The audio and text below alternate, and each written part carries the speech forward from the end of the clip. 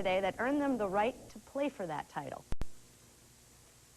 And the support group is out in full force this morning. The Indians jumped on Jeff Roslin early and often. Top of one, Bryce Belseth takes the pitch the other way for an RBI single, and it's 4-0 Sleepy Eye. Two batters later, Lauren Havemeyer contributes to the cause with a solid single to right. That brings in Belseth to make it 6-zip Indians. Ely hasn't even batted yet. Bottom of two, the Timberwolves threaten to ruin Jim Eckstein's shutout. He promptly pays Nick Lavar to get out of the uncompromising situation. Top of three, Eckstein send once to the warning track in right center, and it's back. Oh, he does get it, but that allows Havemeyer to take from second, and he doesn't stop until he reaches home, bringing the total to 8-zip. Sleepy Eye scored the scoreboard. They won that game 11-0, and in the championship game, it was Sleepy Eye over Lester Prairie. I believe that score was 4-0, if I'm not correct. St. Michael Albert Fair won the Class AA championship over Montgomery Lonsdale 8-5. And in Class 3A, it was Brainerd over Lakeville, 4-1. After their upstate at Penn State and an invitation to a bowl game last year, the University of Minnesota football team could only look for bigger and better things in their future. But without the architect of it all, head coach Glenn Mason, the future may not look as bright. But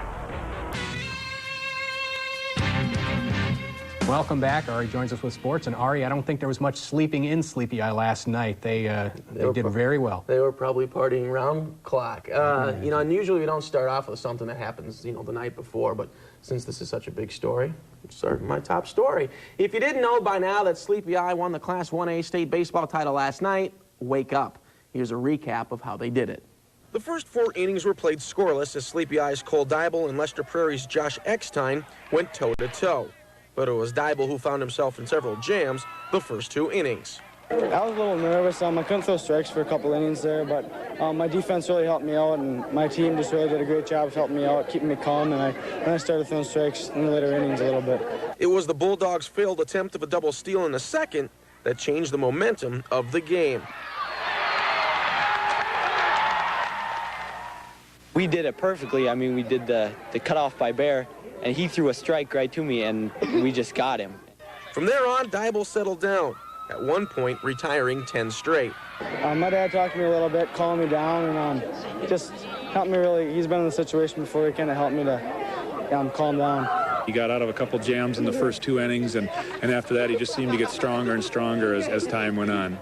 Finally, in the 5th, the Indians dotted the scoreboard on an RBI single by Lauren Havemeyer and a sacrifice fly from Brian Weiss. So I felt great about that, even if it wasn't a base hit, just as long as I got it out of the infield and got an RBI.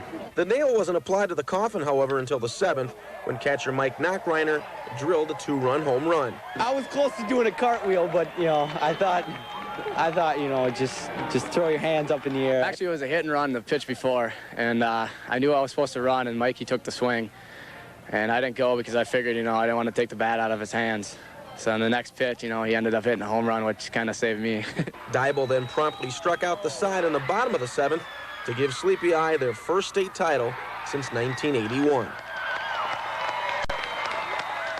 We got such a great group of seniors. We stuck together for the whole high school year. We've been through thick and thin, and it's just awesome. I've been on the other end of this. I've been runner-up, and I've been now the champion, and it feels great. You wouldn't believe the quality of people these kids are. They're unbelievable kids. Once again, congratulations to Sleepy Eye. Dybel and Jim Eckstein combined to allow just 1 run in 3 tournament games.